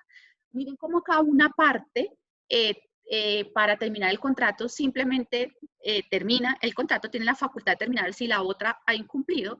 En cambio, si en este caso la modelo, que era la que estaba representada en el contrato de representación, quería terminar el contrato, tenía una alta carga, tenía que demostrar el incumplimiento, dar un plazo para que la agencia de modelaje verificara si efectivamente ella misma estaba cumpliendo la agencia, y adicionalmente corrigiera el incumplimiento. Un típico caso, entonces, de cláusula abusiva. Es supremamente desigual. Establece facultades en una parte que no las establece a otra, y cargas en una parte que no las establece en otras. Esta es una cláusula, la que les muestro allí es defectuosa por una razón, y es que en principio establece una duración y una prórroga. Lo cierto es que aquí quedó mal redactada, porque efectivamente dice que el contrato queda renovado en igual forma, digamos, de manera automática, si las partes no han acordado con antelación mínima su vencimiento. Acá en realidad debería decir no las partes, sino si una de las partes. Porque si yo pongo las partes, ello significa que las dos partes, en este caso, tendrían que ponerse de acuerdo en la terminación. Luego esta cláusula está muy mal redactada, pues no tiene efectos, porque finalmente, si quiero terminar un contrato digamos que para no renovarlo, tendría que tener la autorización de la otra parte, tendríamos que tenerlos de acuerdo. Acá lo que pues está mal redactada, porque debe decir si una de las partes, digamos, podría efectivamente invocar esa posibilidad de terminación unilateral. Con esta cláusula, digamos, termino. Esta parte un poco resaltando la importancia de eso, de pensar en las cláusulas de exoneración y limitación de responsabilidad, y en la importancia también de las cláusulas de terminación unilateral, entendiendo en todo caso que hoy están permitidas, y eso es una, digamos, tendencia en el derecho contractual, y es permitir efectivamente pactar a veces aquello que parece inamovible, y es la terminación unilateral, incluso si hay incumplimiento de la otra parte, y lo relacionado con la responsabilidad, teniendo en cuenta los límites que he mencionado. Ahora le doy la palabra aquí a Lidio para que pueda terminar. Muchas gracias, Gira. Fantástico, como siempre, una claridad increíble. Entonces, acá para unas reflexiones finales, invitarlos nuevamente a ver el contrato como una herramienta proactiva, no preventiva, como se ha venido planteando de forma tradicional, y que esa forma proactiva de verlo incluso incluya formas de flexibilización contractual, no solo en la redacción, sino también algo que hoy por hoy, y Gira lo mencionó, es el legal design thinking, el diseño legal y pensamiento de diseño, como utilizar diagramas, figuras, ciclos o flujogramas para que a las partes le ayuden a su propósito comercial del contrato y entender cómo llegar al cumplimiento de esos requisitos, y no solo enfocarlos acerca de la validez y efectividad jurídica, como tal vez los abogados hemos estado acostumbrados a estas figuras de redacción y las tendencias contractuales. Entonces, que los abogados hoy no sintamos temor en utilizar un gráfico dentro de un contrato, porque eso le va a dar mayor claridad al contenido y alcance de las obligaciones de las partes, y es posible que así se haga, porque para eso está el principio de la autonomía de la voluntad de las partes. Entonces, hacer uso de esa flexibilización contractual, y ante las dificultades también que como lo explicamos alrededor de la conferencia, los mecanismos clásicos de solución de estas figuras de fuerza mayor y teoría de la imprevisión no nos presentan hoy en día, porque se quedan cortos ante la magnitud real de los acontecimientos. También pensar en cómo, de esa manera proactiva, cómo asignar los riesgos a la parte que pueda asignarlos, que pueda asumirlos, perdón, con una mejor eficacia. Un llamado también a la negociación y evitar congestionar la justicia. La idea es en ningún momento desconocer el papel fundamental que tiene la justicia en nuestro país, pero hay ciertos tipos de controversias que pueden ser resueltas muy fácilmente entre una llamada entre los gerentes o a través de los mecanismos de solución alternativa de conflictos, como lo es la conciliación, el arbitraje, la mediación, para lo cual nuevamente tenemos este espacio de la Cámara de Comercio de Ibagué con personal capacitado, con personal entregado a buscar siempre una solución para las partes. Y finalmente, buscar cómo integrar y concretar soluciones para que exista la permanencia de relaciones estables y duraderas, y que generen ese valor económico que las partes buscan, y que genere la protección de la empresa como tejido, digámoslo así, de la economía, porque si bien podemos decir que la familia es la base de la sociedad, la empresa es la base de la economía, y ahí la necesidad de buscar la protección de las unidades de explotación económica y no generarlo. Aquí nuevamente quiero cerrar también, no está en la diapositiva, pero dentro de esos mecanismos de protección de la empresa, también pensar que se puede acudir a las negociaciones de deudas, a procesos de resolución de conflictos, y en materia de insolvencia. La Cámara de Comercio de Ibagué recientemente va a lanzar su servicio y ya el doctor Edilberto nos va a complementar más, o Joana, la forma de negociación de deudas, el procedimiento del decreto 560 del 2020, y asimismo también las capacitaciones que la Cámara de Comercio de Ibagué está ofreciendo en todas estas alternativas y todos estos mecanismos que hoy por hoy se van haciendo necesarios ante las nuevas realidades que estamos viviendo. Nuevamente, el ideal es invitarlos a que hagamos los contratos siempre buscando el ideal de las partes, y no para que se queden en mera consagración de letra muerta. Muchas gracias nuevamente a todos ustedes por la atención. Si existen alguna pregunta que nos hayan dejado en el chat, Joana o Edilberto. Doctora Gira López Castro, doctora Lirio Giraldo, muchísimas gracias. Consideramos que está muy bien presentada, ha sido muy didáctica y académica, muy concisa la presentación. No tengo en este momento preguntas en el chat. Si desean hacer alguna pregunta, por favor, este es el momento de hacer las preguntas. Ya tenemos aquí una pregunta.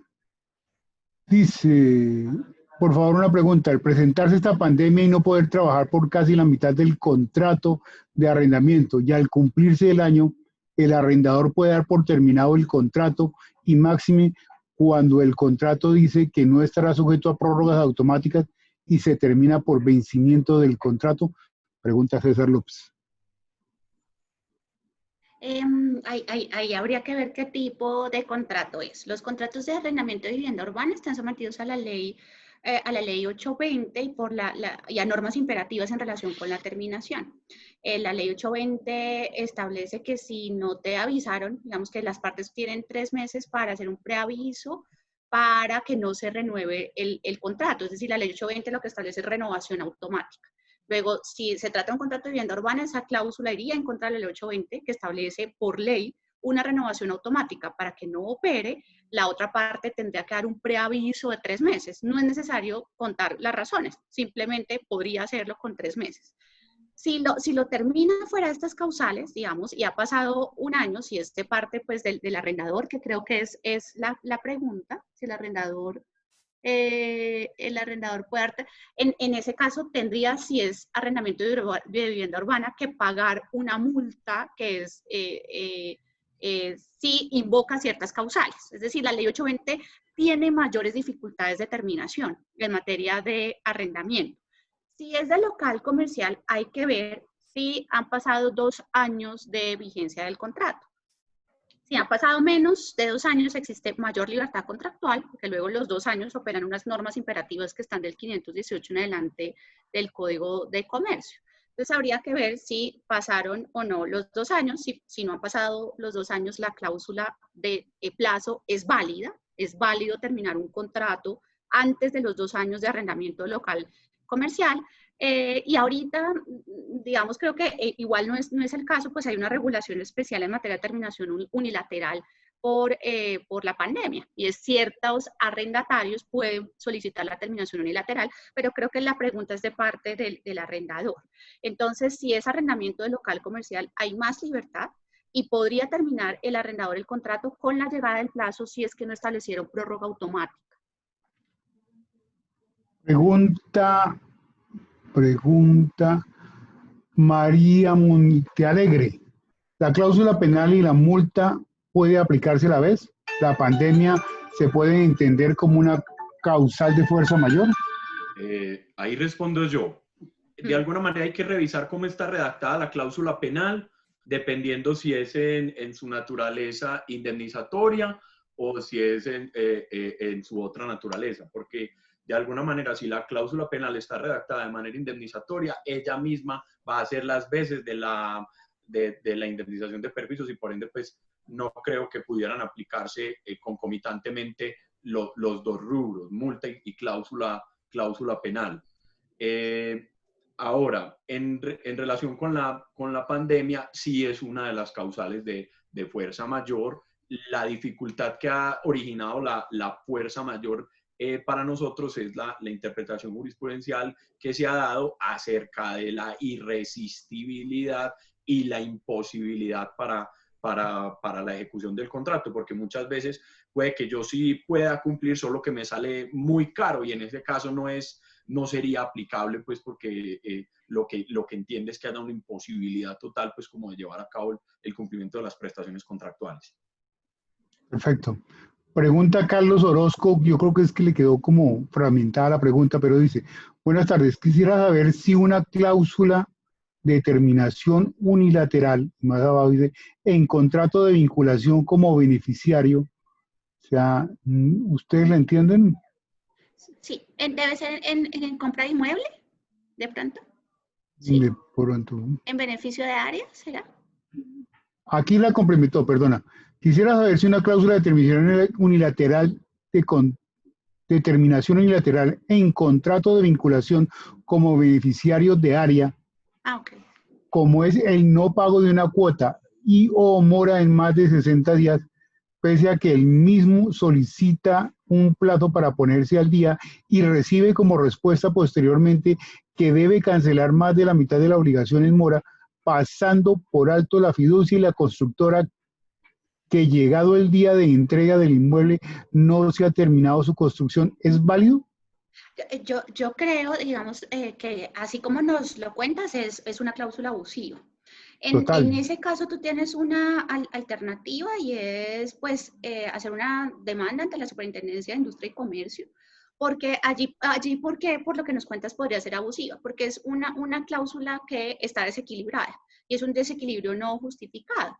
Entonces, si el beneficiario, digamos, de área, el consumidor, incumple, hay una sanción altísima y en cambio si la constructora o la fiduciaria en ese caso incumple, entonces lo que haces es darles plazo. Ese es digamos, de hecho, como un típico ejemplo de cláusula abusiva. Es muy común, sí, es común que se incluya en los contratos, yo creo que es cláusula como de común uso, pero en ese caso la alternativa será demandar. Sí. Así como la veo, yo la veo que es abusiva, como no lo cuentas. Como está planteada.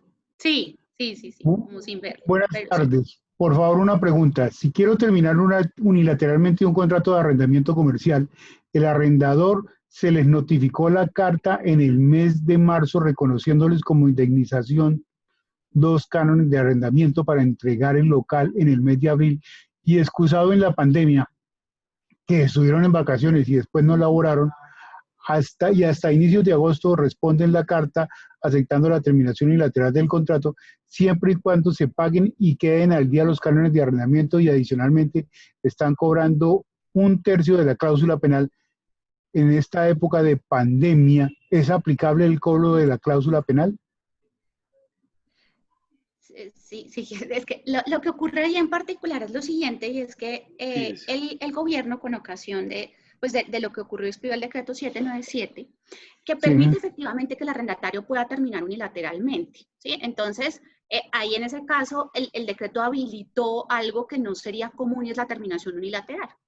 En todo caso, el decreto sí estableció que como el arrendatario estaba haciendo uso de una facultad adicional, que lo que hace es entregarle el decreto, que si hay cláusula penal, se debe pagar la cláusula penal.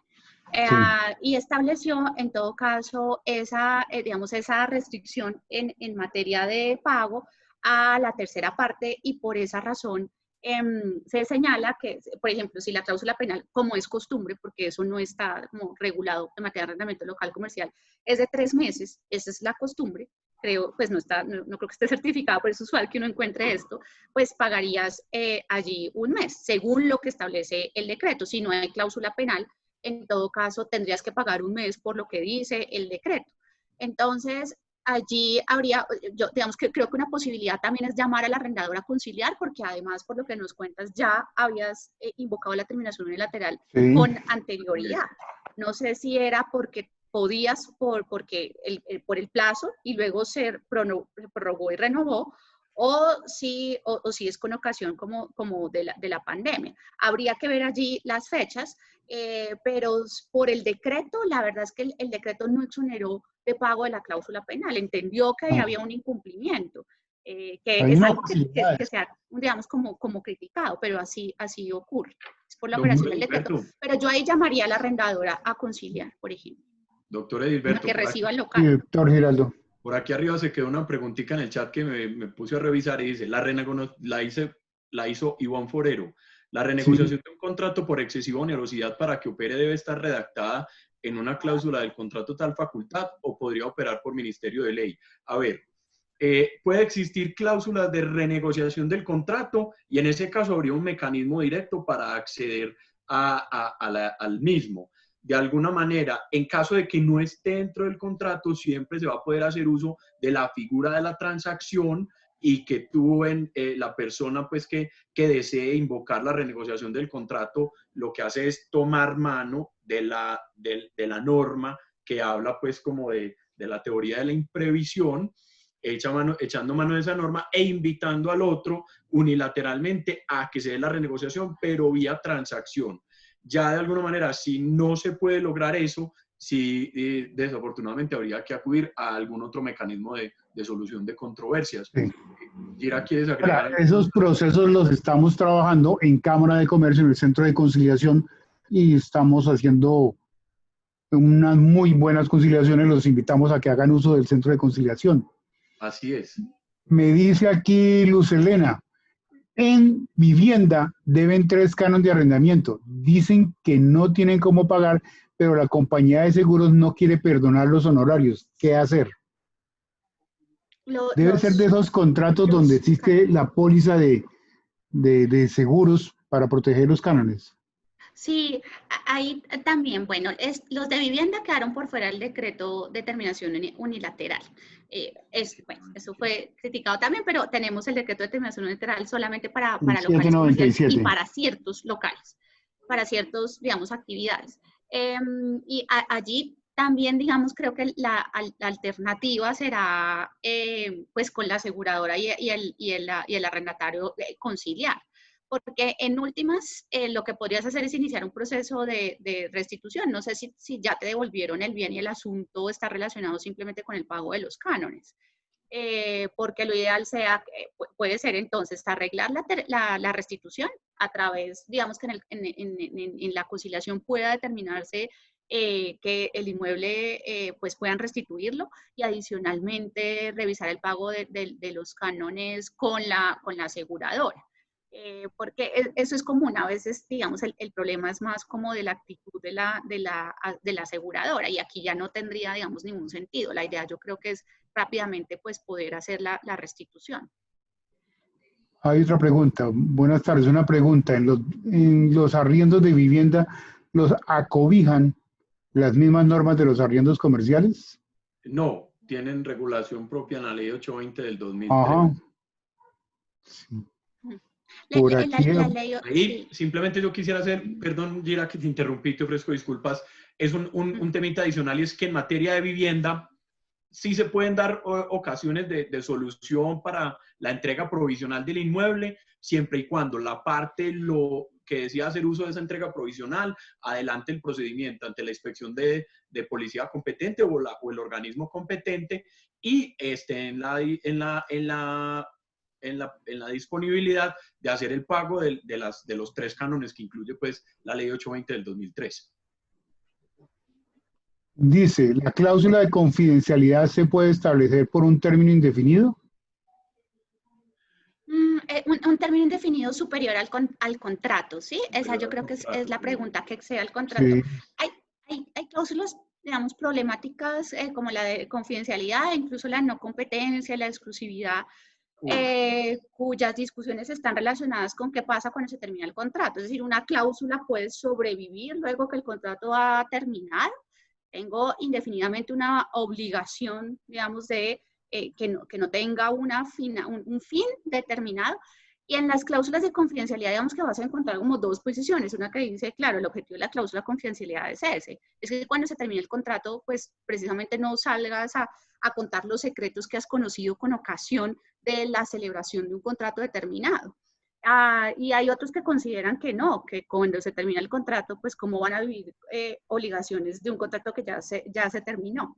Lo cierto es que tanto en contratos de confidencialidad o en obligaciones de confidencialidad y en cláusulas de no competencia que se pactan usualmente, que exceden el plazo, es decir, a veces tú vas a encontrar en franquicias súper comunes que te digan, terminado el contrato, ni puedes contar los secretos durante tanto tiempo o sin término, como el que nos estás contando, o ni puedes hacerme competencia por 2 años, 3 años y demás. Se termina el contrato y estás obligado a hacer obligaciones de no hacer. Ahí la verdad es que esos asuntos resultan resolviéndose por derecho de la competencia, más que por derecho contractual. Ahí lo que vas a encontrar es que si hay una revelación de un secreto o si hay competencia que pueda dar lugar a competencia desleal, el derecho de la competencia es mucho más, digamos, tiene mayores herramientas, porque allí el competidor va a poder decir es que tú con algo que tenías que era un secreto hiciste, me estás haciendo competencia, o lo que tiene que ver con la competencia, con la utilización de ciertos, como tratando de confundir a los consumidores. Desviación de clientela, eso. Sí, entonces ahí es más el derecho a la competencia. Yo por eso no me atrevería a decir que es que no tienen validez. La verdad es que no es tan claro. Lo que pasa es que es mucho más eficiente, porque además en Colombia no hay, digamos, no hay regulación, por ejemplo, en temas de cláusulas de no competencia. En otros lugares sí, en Argentina dice usted puede establecer esas cláusulas incluso 2 años después del contrato. Y la verdad es que en franquicias son súper comunes que queden obligaciones de no hacer luego de terminado el contrato. Pero esos asuntos resultan resolviéndose por derecho de la competencia. Cuando el franquiciante se da cuenta que el franquiciado, conociendo sus secretos, le puso la competencia y que confunde a los consumidores.